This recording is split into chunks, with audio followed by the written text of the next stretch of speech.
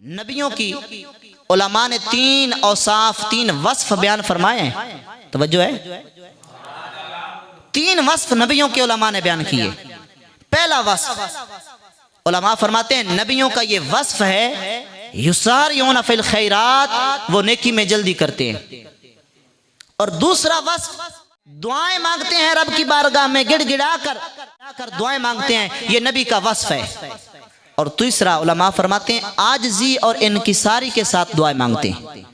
और उलमा फरमाते हैं इसी आयत की तफसीर में जो बंदा ये चाहता है कि मेरी दुआ कबूल हो, वो ये तीन वस्फ अपना ले, आजिज़ी और इनकिसारी, अल्लाह की बारगाह में उम्मीद और खौफ रख के दुआएं करना गिड़गिड़ा कर, और तीसरा वस्फ नेकी में जल्दी करना।